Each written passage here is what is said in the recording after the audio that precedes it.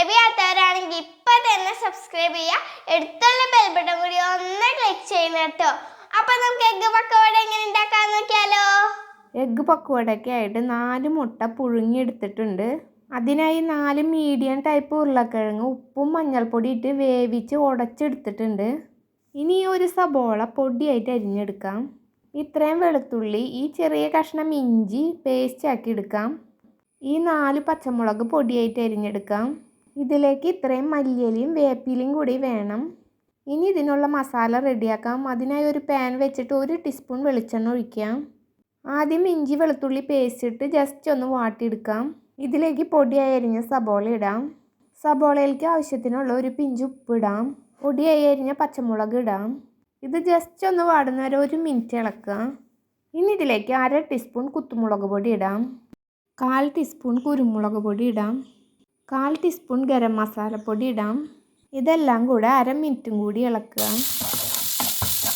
ഇനി ഇതിലേക്ക് അരിഞ്ഞ് വെച്ച ഇത്രയും മല്ലിയിലയും വേപ്പിലയും ഇടാം. ഇത് ജസ്റ്റ് ഒന്ന് ഇളക്കി കൊടുക്കുക. ഇനി ഫ്ലെയിം ഓഫ് ചെയ്ത് ഇതിലേക്ക് വേവിച്ച് ഉടച്ച് വെച്ച ഉരുളക്കിഴങ്ങ് ഇട്ട് കൊടുക്കാം. ഇനി ഇതെല്ലാം കൂടെ നല്ലപോലെ മിക്സ് ചെയ്യാം.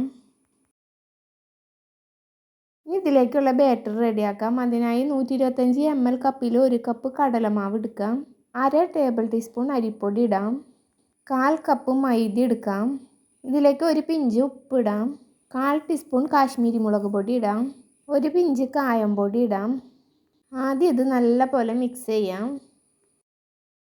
ഇനി ഇതിലേക്ക് 1/2 കപ്പ് വെള്ളം ഒഴിച്ച് മിക്സ് ചെയ്യാം. ഇതിലൊട്ടും കട്ടയില്ലാണ്ട് നല്ലപോലെ ബീറ്റ് ചെയ്യാം. ഇതിലേക്ക് 1 ടേബിൾ ടീസ്പൂൺ കൂടെ വെള്ളം ഒഴിക്കാം. മുട്ട മുക്കി പൊരിക്കാനുള്ള ബാറ്റർ ഇതുപോലെ ആവണം. കട്ടി കൂടാനും പാടില്ല, കുറയാനും പാടില്ല. മുട്ട ഹാഫായി കട്ട് ചെയ്തെടുത്തിട്ടുണ്ട്. ഇതിലേക്ക് ഇനി മസാല പൊതിഞ്ഞു കൊടുക്കാം. ഇനി ഉരുളക്കിഴങ്ങ് മസാല ഇതുപോലെ എടുത്തിട്ട് മുട്ട അതിലേക്ക് കവർ ചെയ്യാം. കുറച്ച് മാവ് ഇതുപോലെ എടുക്കുക. അതിന് ശേഷം മുട്ട വയ്ക്കുക. എന്നിട്ട് ഇതുപോലെ ഇങ്ങനെ കവർ ചെയ്തെടുക്കുക. കണ്ടോ, ഇങ്ങനെ നല്ലപോലെ കവർ ചെയ്യാം. 1 മുട്ടയുടെ ഹാഫ് കവർ ചെയ്തെടുത്തിട്ടുണ്ട്. ഇതുപോലെ എല്ലാ മുട്ടയും ചെയ്തെടുക്കുക. 4 മുട്ടയും കവർ ചെയ്തെടുത്തിട്ടുണ്ട്. ഇതിനി വെളിച്ചെണ്ണയിൽ പൊരിച്ചെടുക്കാം. അതിനായി ഒരു പാൻ വെച്ച് അതിലേക്ക് വെളിച്ചെണ്ണ ഒഴിക്കാം. ഇനി ഈ മസാലയിൽ കവർ ചെയ്തെടുത്ത മുട്ട ഈ ബാറ്ററിയിൽ മുക്കി നല്ലോണം വെളിച്ചെണ്ണ ചൂടായതിന് ശേഷമാണ് ഇടുന്നത്. ഇതിലേക്ക് ഇട്ട് കൊടുക്കുക. 4 എണ്ണം ഇതിൽ ഒരുമിച്ചിടാം കേട്ടോ. 4 എണ്ണം ഇടാനുള്ള സ്പേസ് ഉണ്ട് ഇതിൽ. വലിയ പാത്രം, പരന്ന പാത്രമാണെങ്കിൽ എല്ലാം ഒരുമിച്ച് ഒരു വട്ടം തന്നെ ഇടാം. മീഡിയം ഫ്ലെയിമിൽ വെച്ചാണ് ഇത് പൊരിച്ചെടുക്കേണ്ടത്. ഹൈ ഫ്ലെയിമിലും ലോ ഫ്ലെയിമിലും വെക്കരുത്. ഇനി ഇത് മറിച്ചിടാം. ഇതുപോലെ തിരിച്ചും മറിച്ചൊക്കെ ഇട്ട് വേവിക്കാം. ഇതെല്ലാവരും ട്രൈ ചെയ്ത് നോക്കുക. ഹെൽത്തി ആയ ഒരു 4 മണി പലഹാരമാണ് കേട്ടോ ഇത്. കുട്ടികൾക്കൊക്കെ ഇത് തീർച്ചയായും ഇഷ്ടപ്പെടുന്നതാണ് കേട്ടോ. ഇതെല്ലാവരും ട്രൈ ചെയ്ത് നോക്കിയിട്ട് അഭിപ്രായങ്ങൾ കമൻറ്റ് ബോക്സിൽ ഇടണേ. ഇത് റെഡി ആയിട്ടുണ്ട്. ഇത് നമുക്കിനി വാരിയെടുക്കാം. 1 മുട്ട 4 പീസാക്കി ഇതുപോലെ മസാല പരട്ടി മുക്കി പൊരിക്കാം കേട്ടോ. അപ്പോൾ ഇത്രയും വെളിച്ചെണ്ണ ഒഴിക്കേണ്ട ആവശ്യമില്ല. കുറച്ച് വെളിച്ചെണ്ണ ഒഴിച്ച് തന്നെ നമുക്ക് പൊരിച്ചെടുക്കാം. ഫ്രണ്ട്സ്, അപ്പോൾ ഹെൽത്തിയും ടേസ്റ്റി ആയുള്ള എഗ്ഗ് പക്കോട ഇവിടെ റെഡി ആയി. നമുക്ക് ഒരെണ്ണം കട്ട് ചെയ്ത് നോക്കാം കേട്ടോ.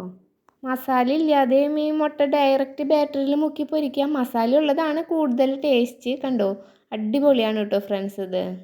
ഫ്രണ്ട്സ്, അപ്പോൾ അടിപൊളി ടേസ്റ്റിൽ നമ്മുടെ എഗ്ഗ് പക്കോട ഇവിടെ റെഡി ആയിട്ടുണ്ട്. ഇത് അടിപൊളി ടേസ്റ്റാണ്.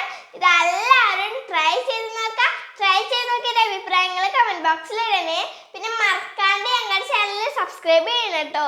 ലൈക്ക് ചെയ്യണേ.